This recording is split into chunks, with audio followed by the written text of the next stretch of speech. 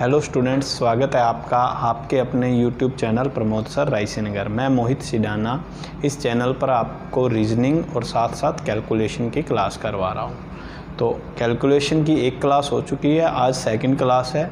तो चलिए आज हम कुछ सीखते हैं सेकंड क्लास में।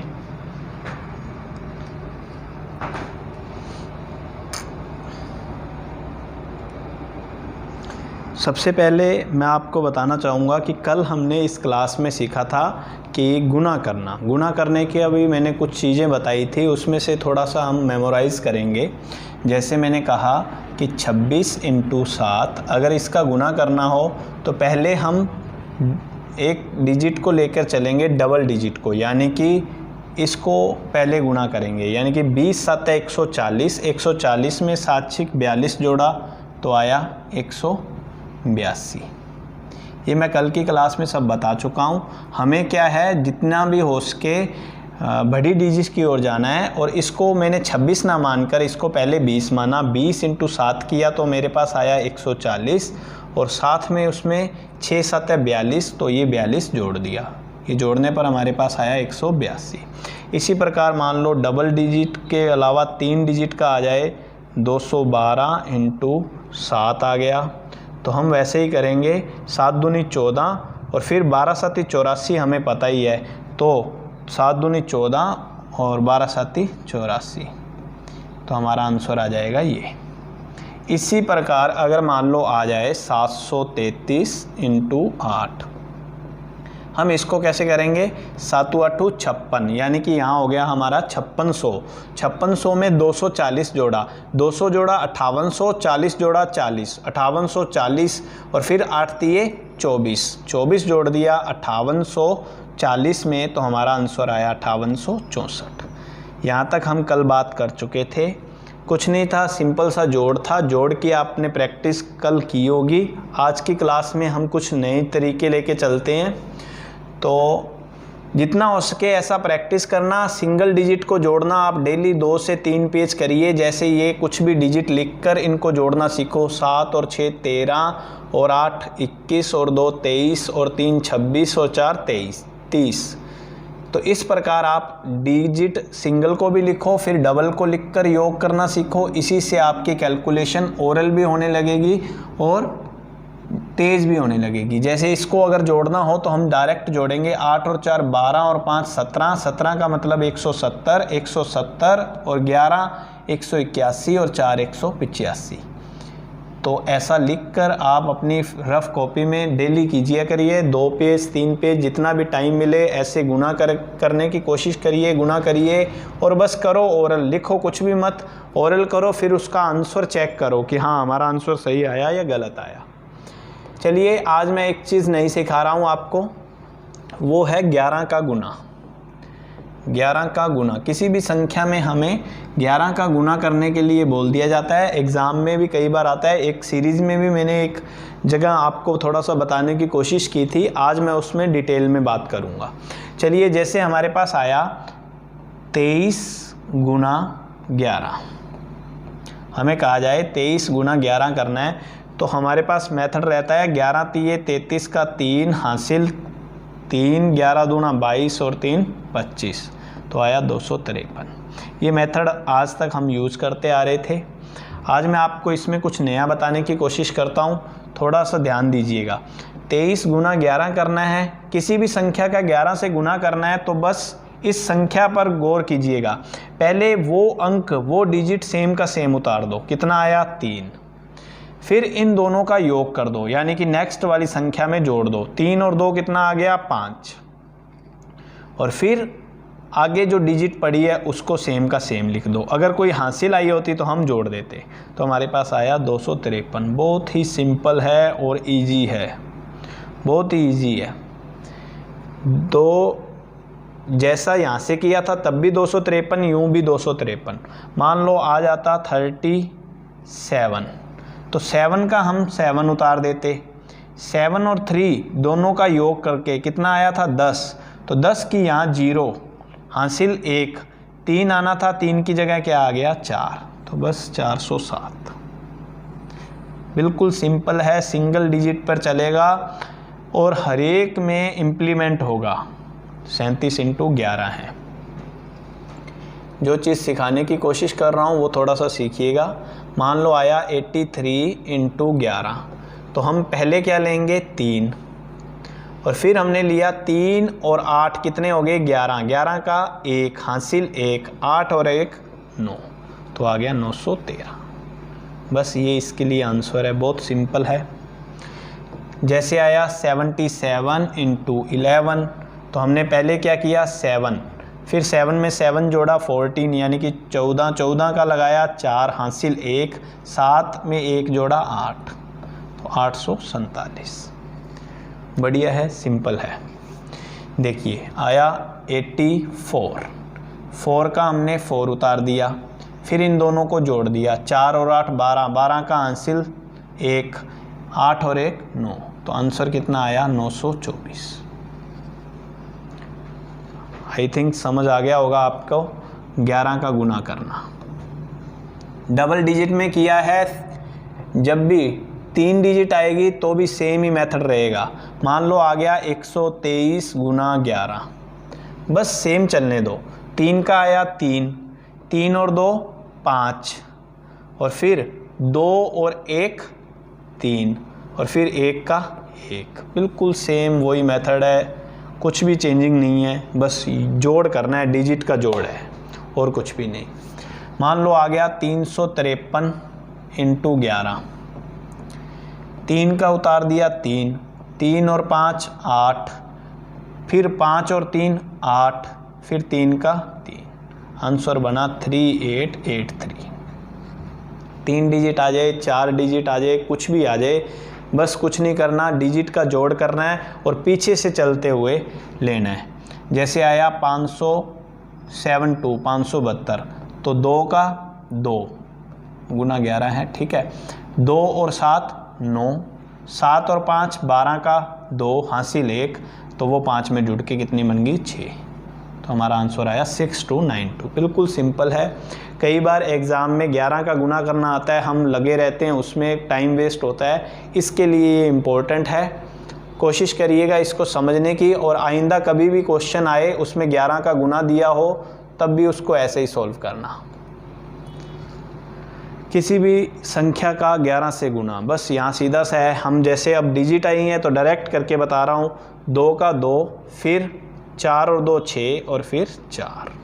इसी प्रकार इसमें 4 का 4, 10 की 0 हासिल 1, 12 और 1 13 का 3 हासिल 1, 73 0 4। इसी प्रकार इसमें पहले आ गया 3, 3 और 4 7, 4 और 5 9, 5 और 3 8, 3 और 2 5, और फिर 2 का 2।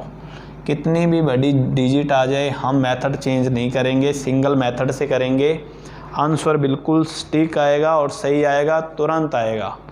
कुछ भी करने की ज़रूरत नहीं है। पिछली डिजिट को लेते हुए सीधा जोड़ करना है। पहले 3 लिख दिया, 3 और 4 7, फिर 4 और 5 9, फिर 5 और 3 8, फिर 2 3 और 2 5, फिर 2 का 2। बस कुछ हासिल आती तो अगले वाली में ऐड कर देते। तो चलिए इसका स्क्रीनशॉट ले लो आप, ये सभी क्वेश्चन करके देखना, और कभी भी आइंदा से क्वेश्चन 11 का अगर गुना आता है उसमें तो हम इसी प्रकार करेंगे, इससे क्विक होगा, जल्दी होगा। इसी प्रकार मैं आज आपको एक बताता हूँ 5 का गुना करना। 5 का गुना, किसी भी संख्या में हमें 5 का गुना करने को बोल दिया जाए कि हाँ 5 का गुना करें, तो हम कैसे करेंगे। मान लो आपके सामने आया 22 इंटू 5, तो हम आज तक करते आ रहे थे 5 दूनी 10, 5 दूनी 10 और 1 11। अब हम डायरेक्ट करेंगे क्या, कोई भी संख्या है उसमें 2 का भाग दे देंगे या उसको आधा कर देंगे। आधा करते ही क्या आया 11, और एक पीछे 0 लगा देंगे बस। अगर वो सम संख्या है, यहाँ 22 क्या था, सम संख्या थी, तो बस कोई भी संख्या है उसको हाफ करना है। हाफ किया तो आ गया 11, 11 का एक पीछे 0 लगा दी। मान लो आ गया 38 इंटू 5, तो बस 38 को आधा किया, कितना आया 19, एक पीछे 0 लगा दो, आ गया 190। फिर आ गया मान लो 42 इंटू 5, तो सीधा करेंगे क्या 42 का आधा 21, 21 के पीछे एक जीरो लगा दी, 210। ये मैं संख्याएं 22 थी, 38 थी, 42 थी, ये सम संख्याएं थी। मान लो विषम संख्या आ जाए, मान लो आ गया 17। अब 17 में क्या हुआ, 2 का भाग देना है, 2 का भाग दिया तो कितना आया, 8 तो पूरा पूरा चल गया, फिर बच गया 1। जैसे ही 1 बचा है तो कितना लगा दिया हमने, 5, यानी कि 8.5 आना था। अब 8.5 आ रहा है ना, तो बस ये पॉइंट छोड़ दो, कितना आया, 85। यानी कि 17 गुना 5 करना था ना, इसको हाफ करो, हाफ किया तो आया 8.5, तो बस इस पॉइंट को नहीं लेना, इसका 85 का 85। जब भी पॉइंट वाली संख्या हो, यानी कि विषम संख्या हो, उसको हाफ करने के बाद जो पॉइंट आता है उस पॉइंट को मत लगाओ। जैसे आ गया 23, 23 इंटू 5, 23 को आधा करना है, यानी कि 2 का भाग देना है, तो 2 एकम 2, 2 एकम 2 और एक हासिल ली थी तो 5, यानी कि 11.5 आना था, बस पॉइंट नहीं लगाना, कितना आना है, 115। चलिए, जैसे ये आ गया तो हम डायरेक्ट करेंगे, 24 को आधा किया, कितना आया, 12, एक पीछे जीरो लगा दी तो आ गया 120। 27 में 13 तक तो भाग पूरा चल जाता है, 13 दूना 26, बाद में क्या आएगा, 13.5, तो इसका हम लेंगे 135। इसी प्रकार 34 जो होता है वो कितना है, 17 का डबल है, या अगर 34 को हाफ करें तो कितना आना चाहिए, 70, एक पीछे जीरो लगा दी, 170। इसी प्रकार इसमें 2 का भाग दिया, 2 तिये 6, 2 अट्ठी 16, 380।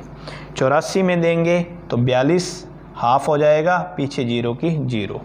5 का गुना कभी भी आए तो ऐसा करना है। इसमें है 2 छिक 12, 2 दूनी 4, जीरो का जीरो। फिर इसमें इसी प्रकार 2 एकम 2, 2 तिये 6, 2 छिक 12, फिर 0.5 आना था, बस वो पॉइंट नहीं लगाना, क्योंकि अदर संख्याओं में हम क्या ले रहे थे, पीछे जीरो ले रहे थे, इसमें बस वो पॉइंट हट जाता है और कुछ भी नहीं है। विषम संख्या है तो पॉइंट नहीं लगाना, जो आंसर आएगा डायरेक्ट आएगा। ये सम संख्या है तो बस 1, 7, 2 और 3 और 0। जैसे 1 का भाग दिया 17, 3, 0। फिर इसमें ये एक विषम संख्या है तो बस 2 तिये 6, 2 आठी 16, 2 दूनी 4 और 5। यहाँ पॉइंट आना था, वो पॉइंट नहीं लगाया।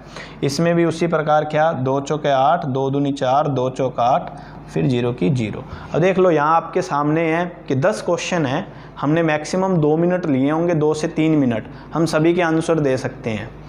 तो इससे क्या है, हमें कुछ चीज़ें ये होती हैं एग्ज़ाम टाइम में पता नहीं होता, जिससे हमें 5 का गुना करना पड़ रहा है, तो हम सोचते हैं कि 5 का गुना करते हैं तो 5 चौके 20, 5 12 60। तो ये चीज़ें अगर आपको ध्यान होंगी तो इसका मतलब सिर्फ यहाँ 5 का गुना ही नहीं है, अगर आप गौर करो तो यहाँ 50% भी है।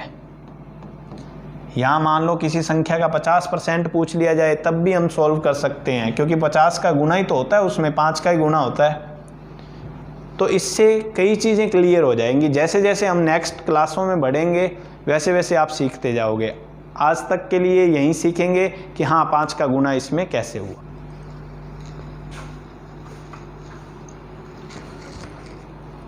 देखिए आगे लेते हैं। एक ऐसी संख्या, कोई भी एक सम संख्या हो और उसी के साथ साथ 5 से कटने वाली संख्या का गुना हो, जैसे कि 15 का, या अगर हम कहें 25 का, या कहें 35 का, और या कहें 45 का। 5 के गुना की बात हो रही थी, इसलिए मैं यहाँ ये चीज़ समझाना चाह रहा हूँ। एक हमारे पास सम संख्या आ गई, दूसरी संख्या 5 से कटने वाली है। ये आ गई मान लो 28, ये 32 एक सम संख्या है, ये आ गई 64, ये भी एक सम संख्या है। तो हमें कुछ भी नहीं करना। जैसे आया हमारे पास 24 इंटू 15, हमें पता है 15 किससे है, 5 के टेबल में आता है या 5 से कटने वाली संख्या है।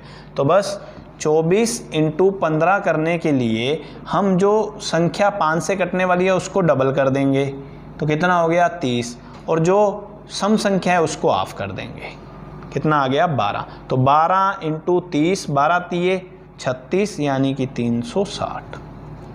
सिंपल सा मेथड है। एक संख्या हमारे पास हो 5 से कटने वाली, दूसरी संख्या हमारे पास हो एक सम संख्या। दोनों का अगर गुना पूछ लिया जाए या गुना हमें करना पड़े तो हम कुछ नहीं करेंगे, 5 से कटने वाली जो संख्या है उसको डबल कर देंगे और जो सम संख्या है उसको आधा कर देंगे। 24 को आधा किया 12, 15 को डबल किया तो कितना आ गया 30, 12 तिये 36 यानी कि 360। इसी प्रकार 28 इंटू क्या था 25, 28 इंटू 25, तो 25 को डबल किया कितना आ गया 50, और फिर 28 को आधा किया कितना आ गया 14, 14 पंजे 70 यानी कि 700। इसके लिए हमारा आंसर रहेगा 700। इसी प्रकार 32 है तो 32 को आधा किया 16, गुना में 35 को दुगना किया 70, 16 7 112, 112 और पीछे क्या है 0 तो 0 लग गई। 45 को दुगना किया 90 और 64 को आधा किया 32, 32 इंटू 9 कल सीखा था 270 और 18 288 यानी कि 2880। देखो सारी चीज़ें काम आने वाली हैं, जब जो भी मैंने आज तक बताई हैं इसमें गुना काम आ गया ना, 270 और 18 288, 0 की 0 लग गई। बस सिंपल सी बात है। 5 से कटने वाली संख्या क्या अगर सम संख्या से गुना है तो हम ये करेंगे कि 5 से जो कटने वाली है उसको डबल कर देंगे और जो सम संख्या है उसको हाफ कर देंगे, दोनों का गुना इजी हो जाएगा। इस प्रकार हम इसको सॉल्व कर लेंगे। किसी सम संख्या का 5 से कटने वाली संख्या से गुना, ये कुछ क्वेश्चंस हैं, आप सॉल्व करिएगा इनको। स्क्रीनशॉट लेना चाहें तो ले सकते हैं आप। देखिए जैसे 25 है तो हम इसको तो क्या कर देंगे 50 और 24 को क्या कर देंगे 12, 12 पंजे 60 यानी कि 600। कुछ भी माइंड में कुछ चलाने की ज़रूरत नहीं है। इसको 70, इसको 18, 18 इंटू 7, 70 और 56 126 यानी कि 1260। कहाँ भी कुछ भी सोचने की ज़रूरत नहीं है, सिंपल सी मेथड है। इसको किया डबल यानी कि 90, इसको किया हाफ यानी कि 22, 22 नहीं में 198, 0 की 0 लग गई। बस सिंपल है, कोई भी लोगे इजीली हो जाएगा। ये आएगा 70 और ये आएगा 12, 12 7 84 यानी कि 840। 5 सेकंड 10 सेकंड में आपका आंसर आ जाएगा। ये कुछ चीज़ें होती हैं जो एग्ज़ाम टाइम में हम अगर इनकी प्रैक्टिस नहीं करके जाते ना तो वहीं हम मेथड से करते हैं, पहले 5 का गुना करेंगे फिर 7 का या 3 का फिर 5 का, तो इस प्रकार टाइम कंज्यूमिंग होती हैं। तो इसी के लिए ये स्पेशल क्लास ली गई है ताकि आप लोग इन चीज़ों की प्रैक्टिस करो। मैं आपको अभी जैसे क्लास लेके चल रहा हूँ साथ साथ थोड़ी थोड़ी डेली प्रैक्टिस दूंगा।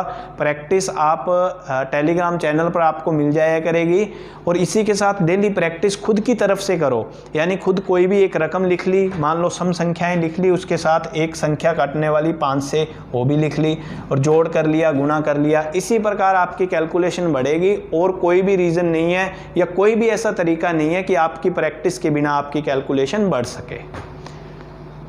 तो चलिए आज के लिए इतना ही था।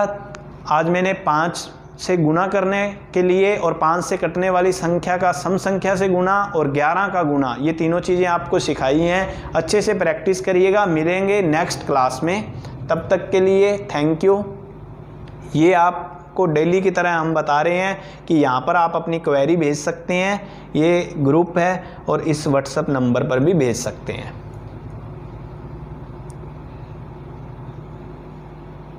चलिए नेक्स्ट क्लास में मिलेंगे। जय हिंद, जय भारत, थैंक यू।